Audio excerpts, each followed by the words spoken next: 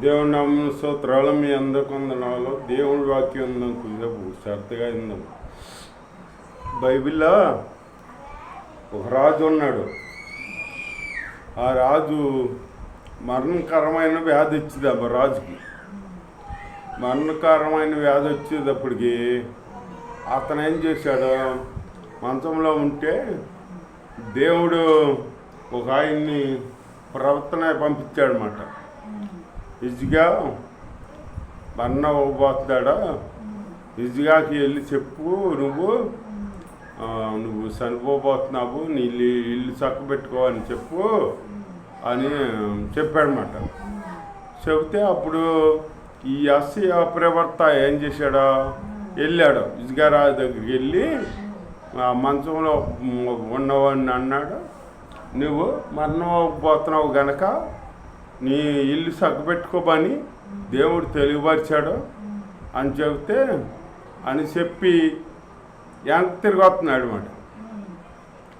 ఈ ఇదిగా రాజు ఏం చేశాడో, ఏమి చేయలే.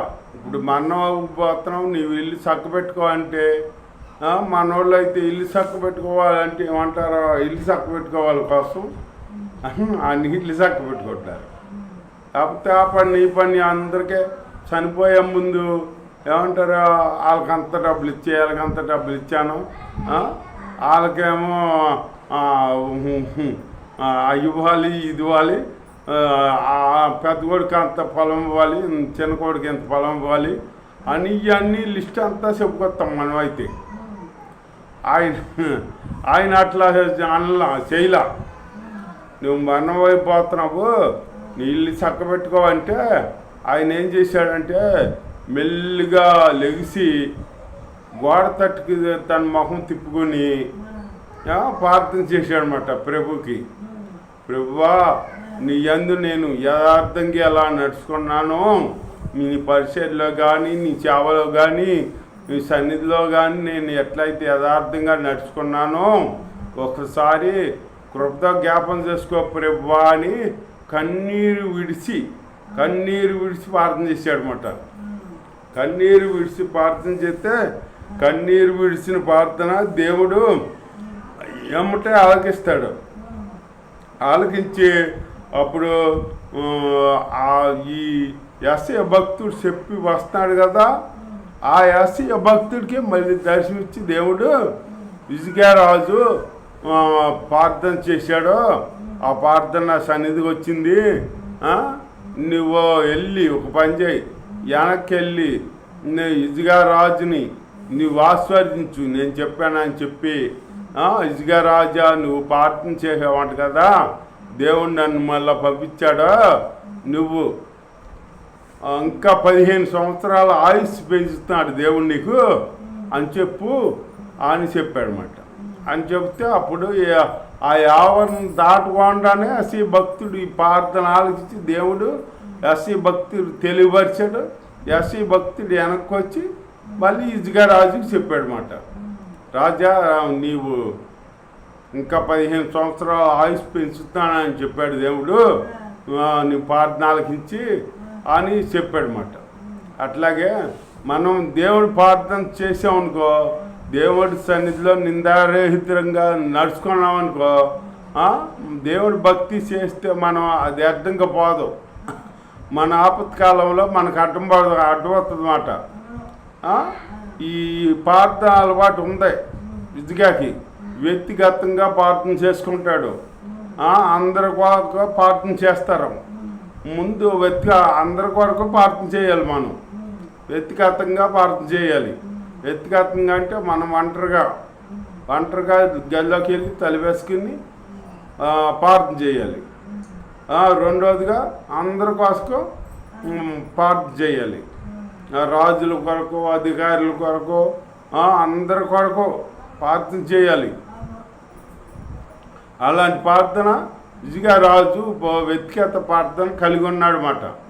అట్లాంటి ప్రార్థన కలిగి ఉండి దేవుడికి ఇల్లు చక్కబెట్టుకోమన్నప్పుడు ఎమ్మటే మన వాళ్ళు అయితే అవి తడుపుకుంటారు.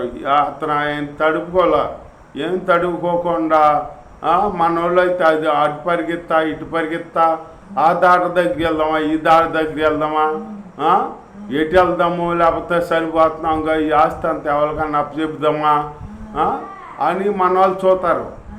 ఆయన అట్లా చేయలే. అట్లా చేయకుండా మంచం మీద నుంచి లెగిసి మెల్లిగా గోడ తట్టుకు ముఖం తిప్పుకొని కన్నీళ్ళు విడిచి ప్రార్థన చేశాడనమాట. ప్రభువా, నీ సన్నిధిలో నేను నిందారహితంగా ఎలా నడుచుకున్నానో ఒకసారి దయతో మీ కృపతో జ్ఞాపం చేసుకోమని ప్రార్థన చేశాడనమాట. ఆ ప్రార్థనలకు ఇచ్చి దేవుడు కార్యం చేశాడనమాట. 15 సంవత్సరాల ఆయుష్ పెంచాడనమాట విజయరాజుకి. అలాంటి ప్రార్థన జీవితం కలిగి ఉండాలి. ప్రార్థనా జీవితం ఉందనుకో మనం దేన్నైనా జయించవచ్చు. ప్రార్థనే ఉండాలి. మనం ప్రార్థన కలిగి ఉండాలన్నమాట. దేన్నైనా ఇప్పుడు మన దగ్గరికి సాధారణ ఏదన్నా చెరపడాలని వస్తుంది అనుకో, ఈ ఎవరినైనా పాటలు పాడే వాళ్ళనైనా వాక్యం చెప్పే వాళ్ళనైనా ఎవరినైనా కదపగలదు, కానీ ప్రార్థన చేసే వాళ్ళని బట్టి కదపలేదు. ప్రార్థన చేసేవాళ్ళు అంటే ప్రార్థన అంటే సైతానికి ఒళ్ళు మంట అగ్ని మండిపోద్దన్నమాట. ప్రార్థన చేసేవాళ్ళ జోలికి రాదు. పాటలు పాడినా ఎంత చక్కగా పాటలు పాడినా కానీ ఆ పాటలు పాడేవాళ్ళు అంటే భయం ఉండదు. వాక్యం చెప్పేవాళ్ళు అయినా భయం ఉండదు. సైతాన్ వాక్యం చెబుద్ది. యేసు ప్రభుకే చెప్పింది వాక్యం. యేసు ప్రభు 40 దినాలు ఉపవాసం ఉన్నాడు. 40 దినాలు ఉపవాసం ఉండి ఆకలి గొను ఉన్నాడని సాతాను తెలుసుకుని యేసయ్య దగ్గర వచ్చేసి ఈ రాళ్ళన్నీ రొట్టెలు చేసుకుని తిను, నువ్వు ఆకలి కలిగి ఉన్నావు కదా, ఈ రాళ్ళన్నీ రొట్టెలు చేసుకుని 2 రొట్టెలు నువ్వు తిను, మిగతా రొట్టెలన్నీ పంచిపెట్టు, నీకు ఘనత వస్తుంది, పేరు వస్తుంది, కీర్తి వస్తుంది అని అందమాట సైతాను. అంటే అప్పుడు యేసయ్య కాడ వాక్యంతో చెప్పాడు, దేవుడు రొట్టె వల్ల కాదు బతికేది, దేవుడు నోటి వల్ల వచ్చి మాట వల్ల బతుకుతాడు అని చెప్పాడనమాట. అలాగే ఇంకోసారికి ఎత్తైన కొండ మీద తీసుకెళ్ళి ఇక్కడి నుంచి దూకు, నువ్వు నీ దేవుడి దోతలో నిన్ను పట్టుకుంటారు, అరచేతుల మీద పట్టుకుంటారని వాక్యం ఉంది కదా, నీ పాదముల కాడ దెబ్బ తగలకుండా నిన్ను పట్టుకుంటారు అరచేతుల్లో అని ఉంది కదా వాక్యం.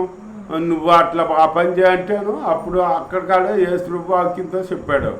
చెబితేను మళ్ళీ ఇంకోసాటికి తీసుకెళ్ళింది, ఎత్తైన కొండకు తీసుకెళ్ళి ఈ పట్టణాలన్నీ చూపించిందన్నమాట. పట్టణాలన్నీ అవన్నీ చూపించి, ఇగో అవన్నీ చూసావా, అవి ఎంత రమ్యంగా ఉన్నాయో అవన్నీ నా స్వాధీనంలో ఉన్నాయి, అవన్నీ నీకు ఇస్తాను, నీవు నా పాదములకి నమస్కారం చేయము. అప్పుడు సైతాన్ అప్ప అన్నాడు యేసు, నీ దేవుడిని శోధించొద్దని ఉంది వాక్యం అని చెప్పి అప్పో అనేప్పటికి వెళ్ళిపోయాడు సైతాను. అట్లాగే సైతాను వాక్యం చెప్పేవాళ్ళన్నా భయం ఉండదు, పాటలు పాడేవాళ్ళన్నా భయం ఉండదు, పరిచర్య ఏం చేసినా భయం ఉండదు. ప్రార్థన చేసేవాళ్ళు అంటే మటుకు దడ, ప్రార్థన చేసే వాళ్ళకి జోలికి మటుకు రాదు. ప్రార్థన అంటే దానికి మంట సైతానికి. అలాగే మనం ప్రార్థన పరులమై ఉండాలి. ప్రార్థన చేస్తూ ప్రార్థన కలిగి మనం ఉండాలన్నమాట. ప్రార్థన అనే ఆయుధం మన దగ్గర ఉందనుకో మనకి ఏ భయం ఉండదేక, ఏ భయం ఉండదు. ఏ అపాయం వచ్చినా ప్రార్థన మనం చేస్తాం కాబట్టి ప్రార్థన చేస్తే దేవుడు కార్యం చేస్తాడనమాట. ప్రార్థన ఆలకించి ఎమ్మటే కార్యం చేస్తాడు. కన్నీరు చేత నేర్చుకోవాలి మనం. అట్లాంటి ప్రార్థన మనం చేసి దేవుళ్ళు ఆశీర్వాదం పొందుకోవాలన్నమాట. అట్లాంటి ఆశీర్వాదం పొందుకుంటూ జీవించాలి. అంతేగాని ఎన్ని సంవత్సరాలు వెళ్ళినా కానీ మందిరానికి ఏముందా, ఎక్కడేసిన గొంగలాంటి అక్కడే ఉందా కంబల అన్నట్టు మన బతుకులో ఫలభరితూ లేకపోతే ఏమంటుంది. ఇప్పుడు పిల్లవాడు పుట్టిన లేకనే ఉన్నాడు అనుకో, ఇంకా సంవత్సరం అయినా అట్టగా ఉన్నాడు అనుకో, 2 సంవత్సరాలైనా అట్టగా ఉన్నాడు అనుకో, అప్పుడు మనం ఏమనుకుంటాము, ఈ పిల్లాడి గురించి బాధపడుతుంది, తల్లి బాధపడుతుంది, తండ్రి బాధపడతాడు. అట్టగే మనం ప్రార్థనలో కాడ మనం అట్లా మడగుజ్జుగా ఉండకూడదు, మనం ఎదగాలి. ప్రార్థనలో ఫలభరితమైన జీవితం మనకు ఉండాలన్నమాట. అలాంటి జీవితం మనం కలిగి ఉండాలి, దేవుడితో సహజీవనం చేసుకుంటూ ఉండాలన్నమాట. ఉంటే దేవుడు ఆశ్చర్యమైన కార్యాలు మన జరిగిస్తాడనమాట. అలాంటి కార్యాలు చేసుకుంటూ ప్రార్థన చేసుకుంటూ ఇచ్చే ప్రార్థన ఆయన ఆయుధం ఉంటే మనకి ఏ భయం ఉండదు, మనకి ఏ భయం ఉండదు, ఏ అపాయం మన వద్దకు రాదు. వచ్చినా కానీ యేసయ్య తప్పిస్తాడనమాట. దేవుడు మనతో ఉంటున్నట్టే ఇక ప్రార్థన ఉంటే, ప్రార్థన మన ఉదయంలో ఉందనుకో ఇక ఏ అపాయానికి మనం భయపడం, ఏ శోధన వచ్చా భయపడం. అట్లాంటి ప్రార్థన జీవితం కలిగి ఇసుక రాజులేక ప్రార్థన జీవితం కలిగి వ్యక్తిగత ప్రార్థన చేసుకోవాలి, మళ్ళీ అందరి కొరకు ప్రార్థన చేయాలి, మళ్ళీ ఎన్నో అట్టగా యేసయ్యతో సహజీవనం చేసుకుంటూ దేవుడితో సత్సంబంధం కలిగి జీవించాలి. అలాంటి జీవితం దేవుడు మనకి అనుగ్రహించును గాక, దేవుడి ఇచ్చిన మాటలు దీవించును గాక. ఆమేన్, ఆమేన్, హల్లెలూయా. మీలో ఎలా జీవించాలో తెలియవలసి మా దేవుని స్తోత్రం నాయనా. మీకు మీలో ప్రార్థన జీవితం కలిగిన ఆయన, మీలో సత్సంబంధం కలిగిన ఆయన, మీతో నాయన పెనవేసుకుని జీవించే జీవితాలు నాకు దయచేసి కాపాడు సహాయమని తండ్రి. ప్రార్థన జీవితం ఉంటే సైతాన్ని ఎదిరించవచ్చని నాయన మీకు తెలియపరిచి మా దేవుడికి తండ్రి. ప్రార్థన ఉంటే నాయన సైతాన్ని భయపడద్దని మాట్లాడి మా దేవ నీ స్తోత్రం అయితే ఇలా చేసి సాట్లని ప్రార్థన జీవితం కలిగి మీలో ముందు సాగి కృపదాన్ని ప్రతి ఒక్క బిడ్డగా దయచేసి కాపాడు సహాయమని నజరేయుని యేసు నామములో ప్రార్థన చేసి అడుగుతున్నా పరమ తండ్రి. ఆమె సహాయం చేస్తున్న దేవునికి ఎలా స్తోత్రాలు చెల్లించుకున్న పరమ తండ్రి. ఆమె తండ్రి అని యెహోవా ప్రేమ కుమారుని యేసుక్రీస్తు కృపా పరిశుద్ధాత్మ అనుసరించక్కడ చేరి మనకు లోకంలో సకల పరిశుద్ధకే సదా తోడై నడిపించను గాక. ఆమేన్, ఆమేన్, హల్లెలూయా.